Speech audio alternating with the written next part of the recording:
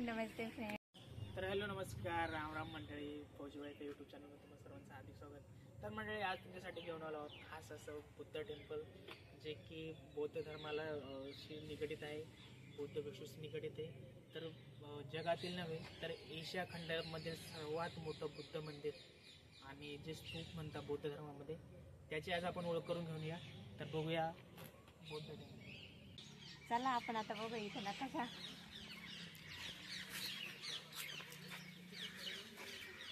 शाक्यमुनी बुद्धी मूर्ती ही कला अभियांत्रिकेचा उल्लेखनीय असं ते रिक्टर स्केल 8.0 भूकंप देखील हे सहन करू शकतो. या पुतळ्यामध्ये विशिष्ट असे ध्यानामध्ये बसलेले बुद्ध तुम्ही बघू शकता आणि खरोखरच इथं आल्यानंतर खूप शांत आणि मनाला खूप शांत असे वाटते.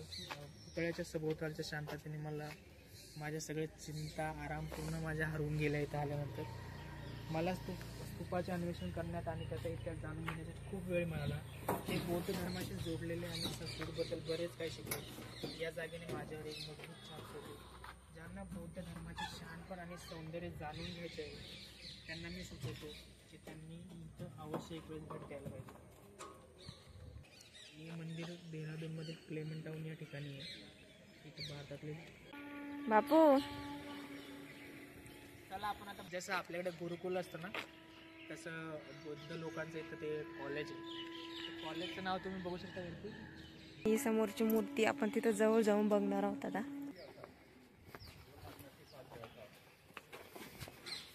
आणि काय वर्ल्ड पीस स्तूप, हे मेन मंदिर आहे ना. स्तूप आहे त्यांचं. आपलं जसं मंदिर असतं ते स्तूप म्हणतात त्याला. किती छान. आणि इकडे दाखव मग बापू. उगवले त्यांनी सगळे. तर हे बघू शकता तुम्ही इथं याच्यामध्ये पाणी राहतं. आम्ही पहिल्यांदा आलो होतो तेव्हा याच्यामध्ये पाणी होतं. मस्त मूर्ती आहे पण ते किती सुंदर फुले बघू शकता तुम्ही. स्टँड किती छान बनवलं आहे त्याच्यासाठी. वरती एक सुंदर असं पिंक कलरच्या फुलांचं आहे. त्याच्यानंतर पाहिजे पूर्ण कुंड्या ठेवल्या होत्या स्टँडवर. आपलं जे मेन स्तूप आहे ना ते आपण बघूया. ते घंटा वगैरे त्यांनी लावली, दिवे वगैरे जे जळताय ना ते सगळं दाखवा आपली.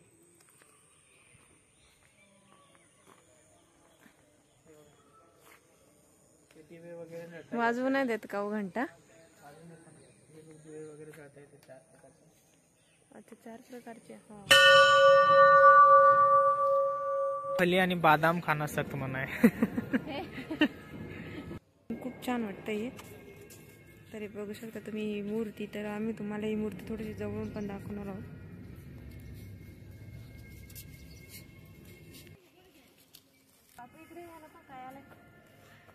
याचा शेंडा कुठे म्हणजे त्याला काहीतरी फळ बी येते. फळ आलेलं वाटतं काहीतरी. सुकून बी गेलंय ते. काय ते बघू शकता मंडळी तुम्ही. काय आतमध्ये आलेले बघू शकता तुम्ही मंडळी. काहीतरी फ्रूट कशाचाही विचारू आपण ते कोणाला तरी. पण इथं जे मेन बघण्यासाठी आलेलं ते तर तुम्ही बघू शकता. इथं किती मोठी इथं मूर्ती आहे. इथं किती मोठी ना बापू.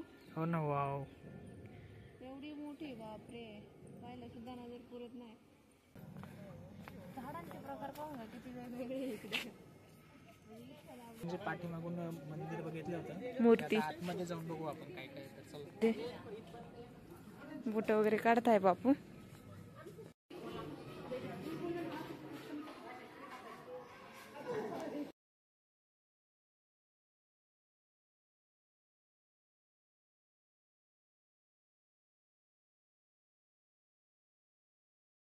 तर आपण आता इथे एक अशी एक वस्तू पाहणार आहोत जी की म्हणजे खूप वर्षापूर्वी इथं ठेवलेली आहे. तर ती बघू आपण. चला. तर ही गाडी बघू शकता. दलाई लामांची गाडी आहे ती. तर ही गाडी बघू शकता. विश्वगुरु परम 14वे दलाई लामा 24 एप्रिल 1986 2013 पर्यंत त्यांनी यूज केलेली गाडी बघू शकता. मी बघा फोटो पण आहे त्यांचा गाडीसमोरचा. आणि आतमध्ये गाडीमध्ये पण फोटो आहे ते बघा. तुला एक खतऱ्यासोबत खेळत असते ना. खतरो की खिलाडी आहे ना तू. तर मग मी तुला एक खतरा दाखवते. खतऱ्यासोबत खेळशील का? हा चल मग आता हिला आपण खतरा दाखवा. हे बघ खेळ खतऱ्याचं खेळ ना आता खेळ खेळ नको नको किती बघ काटे भयंकर काटे ते येत नाही हो बापू हे काय आणि ते नाही राहते का खायचं काहीतरी नाही ग ते नाही ते वेगळंच झाड आहे कोणतं तरी ड्रॅगन ड्रॅगन फ्रूट थोडी आहे ड्रॅगन फ्रूटला काटे नाही राहत हा तेवढं आपल्याकडे हे शिंदोळ्याचे झाड असते शिंदोळ्या वगैरे नाही या काहीतरी आलेलं आहे पण त्याला म्हातारा बाबा कसं फिरवतोय काही फिरलो इथपर्यंत आलो आपण फिरत फिरत आणि त्यानंतर इकडे आलं तरी तर बघतो पिण्याचे पाणी म्हणजे पिनिका पाणी इथं लिहिलेलं आहे मराठी सांगते पिण्याचं पाणी तर इथं बघू शकता तुम्ही नॉर्मल पाणी आहे का पाणी त्याच्यामध्ये पाहिजे बरं आज आहे कॅन्टीन आहे आपण इथं बसून आरामात चहा कॉफी वगैरे घेऊ शकतो किंवा काही नाश्ता काही खायचं असेल तर ते पण खाऊ शकतो शॉप पण इथं आपल्याला काही घेऊ खायचं असलं तर तुम्हाला कोल्ड्रिंक वगैरे काय लागतं ते सगळं इथं आहे कारण आम्ही मागच्या वेळेस आलो होतो तेव्हा इथं आम्ही घेतलं होतं ना बाबू आपण हो काय काय घेतलं की कुरकुरे घेतले होते आईस्क्रीम घेतली होती चहा आपण पिलो होतो छोले भटुले पण खाल्ले होते ना तर आता चालू झाली थंडी तरी तर स्टॉल वगैरे काय मग एखादं जास्त म्हणजे आलंय त्यांना वेट म्हणजे जास्त लेट झालं घरी जायचं थंडी घेऊन जाऊ शकतो आपण मध्ये आहे शॉप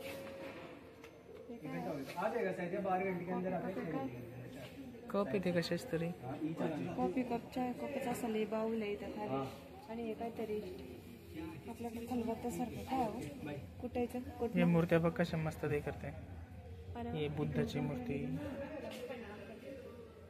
छान करताय ना ते बघ जे आपण फिरत होतो ते हा येते असं फिरत दलाई लामांची जी पूजा आहे जे पुस्तक लिहिले ते वाचता येते बघू शकता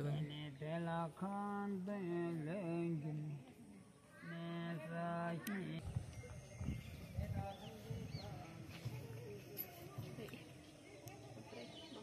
इथली एंट्री बघा किती जबरदस्त आहे हे बौद्ध भिक्षू बघू शकता तुम्ही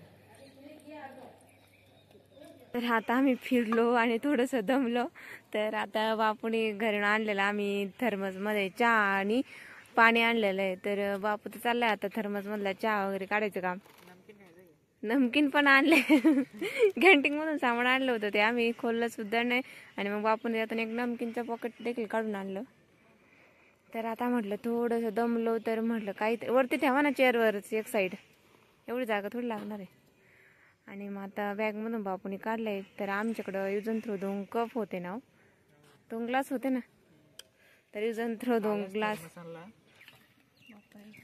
झाकणार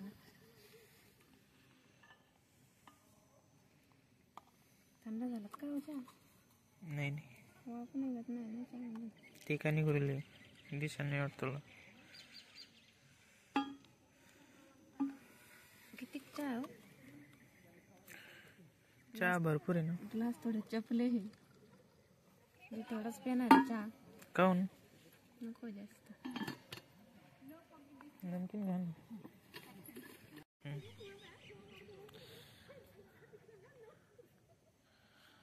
कसं वाटतंय आता चहा पिऊन खूप छान घ्या तुम्ही पण घ्या ना चहा कॉफीच्या कप मध्ये चहा कॉफी हे बघा सीमाने माझ्यासाठी पूर्ण भरून दिलाय एक साईड टी पण आहे टी पण आहे का कॉफी किंवा टी दोन्ही पण पिऊ शकतो काय नमकीन खाताय काय हो भूक लागली तुला भूक लागली काजू फ्लेक्स नको खाऊ तुम्ही काजूच निघाला चहा पण प्या ना चहा चांगला नाही का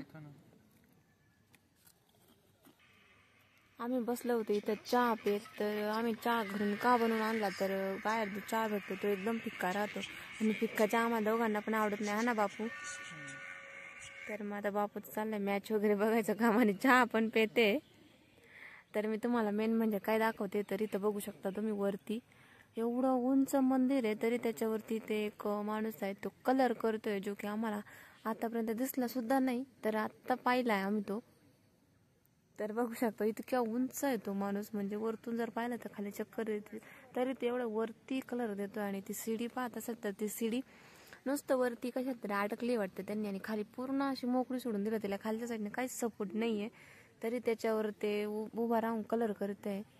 आता वरच्या साईडला गेलाय तो माणूस, पहिले खालीच होता आणि एक इकडं खाली पण आहे. तर आता आम्ही मस्त आता तिकडं सगळं बघितलं आणि आता थोडंसं म्हणजे थंडी पडली आहे, तर आम्ही स्वेटर वगैरे येताना पण घालून आलो होतो घरून येताना. तर इथं आलो गाडी पण तेच डिग्गीमध्ये ठेवले होते आम्ही. तर स्वेटर वगैरे घातलंय, बापूने स्वेटर घातलंय, मी जॉकेट घातलंय आणि म्हणजे आता चला तर आपल्याला आता निघायचं आहे घराकडे. हो ना बापू? हो. झालं का आपलं बघायचं? हो. कसं वाटलं तुम्हाला बघून? मस्त होतं, एकदम भारी वाटलं, प्रसन्न. हां ना. हो. तर मग आपण आता नंतर कोणता व्हिडिओ बनवणार आहोत? आपण आता नेक्स्ट ब्लॉग बनवू प्रकारेश्वर महादेव मंदिर मसूर रोडला. अच्छा. आणि झू बघायला कधी जाणार आहे आपण? झू बघायला पण जाऊ ना, तर उद्या किंवा परवा जाऊ.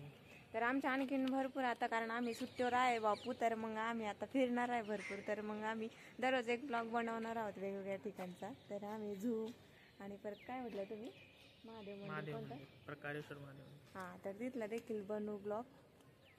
तर तुम्हाला आमचे व्हिडिओ कसे वाटतात कमेंट करून आम्हाला नक्की सांगा. आणि आमच्या व्हिडिओला जास्तीत जास्त प्रेम द्या, म्हणजे आम्हाला व्हिडिओ बनायला आणखी काय म्हणतात ते होईल बनाव वाटतील व्हिडिओ. आणि म्हणजे आमचे व्हिडिओ आवडत असेल तर आम्हाला लाईक, कमेंट आणि सबस्क्राईब नक्की करा. आणि आता भेटू नेक्स्ट व्हिडिओमध्ये, तोपर्यंत बाय बाय.